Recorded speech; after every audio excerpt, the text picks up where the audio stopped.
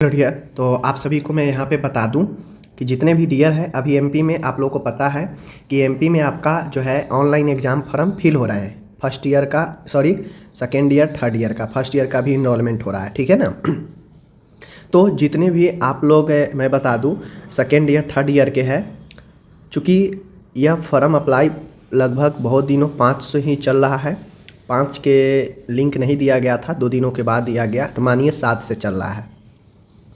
आज आपका हो गया बहुत लगभग 7-8 दिन हो गए फॉर्म फिल होते हुए। तो ऐसे में आपका एग्ज़ाम फॉर्म फिल हुआ है नहीं हुआ है, अगर आप अपने से किए हैं तो कितना तक जाकर आपका स्टेटस क्या दिखा रहा है और क्या स्टेटस में होना चाहिए जिससे फॉर्म कंप्लीट माना जाएगा, ठीक है। तो अगर आप खुद से भरे हैं तो कितना स्टेप आपको करना ज़रूरी है, कहाँ तक, चलिए बताएंगे। और अगर आप कॉलेज से करवाए हैं, कॉलेज को फ़ी दिए हैं, तो कॉलेज आपका अभी तक किया है या नहीं किया है आप खुद से भी चेक कर सकते हैं, ठीक है। क्योंकि सेकेंड थर्ड का इनरोलमेंट अपने पास आ जाता है, डेट ऑफ बर्थ सबका पता है, तो खुद से भी आप चेक कर सकते हैं कि आपका फॉर्म फिल हुआ है या नहीं हुआ है, ठीक है। चलिए बताते हैं। तो ये चीज़ें हैं, आगे चलते हैं।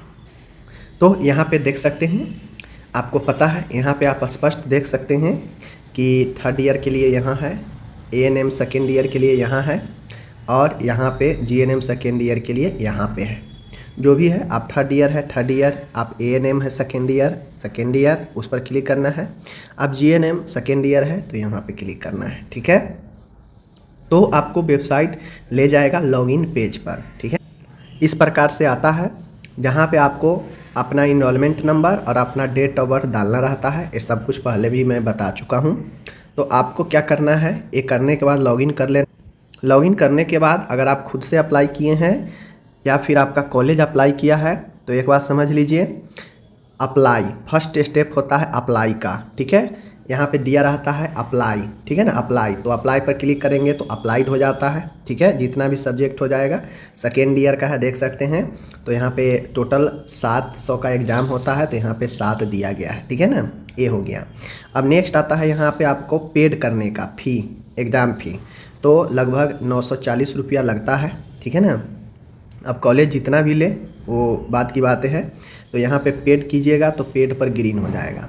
अब महत्वपूर्ण चीज़ें ये आता है कि आप लोग खुद से अगर कर लीजिएगा तो पेड तक तो हो जाएगा, लेकिन फॉरवर्ड आपसे नहीं हो पाएगा।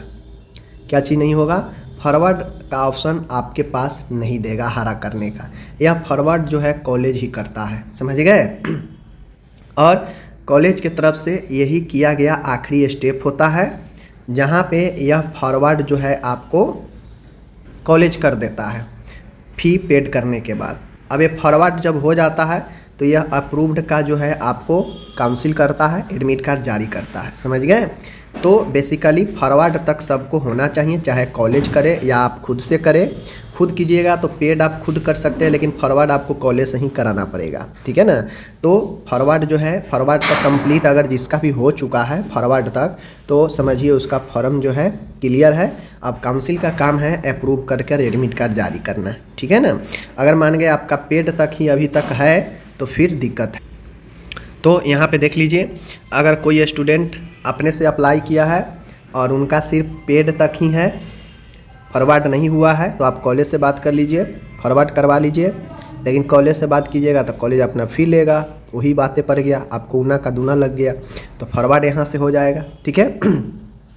और यहाँ पे आपको उसके बाद फॉरवर्ड हो जाएगा, आपका काम ख़त्म हो गया। देखिए फॉरवर्ड तक हरा हरा हो गया, सब हरा हरा हो गया है। अप्रूव काउंसिल कर देगा तो ये भी हरा हो जाएगा, ठीक है। आगे चलिए मिलेंगे अगले वीडियो में। अपना ख्याल रखिएगा, धन्यवाद।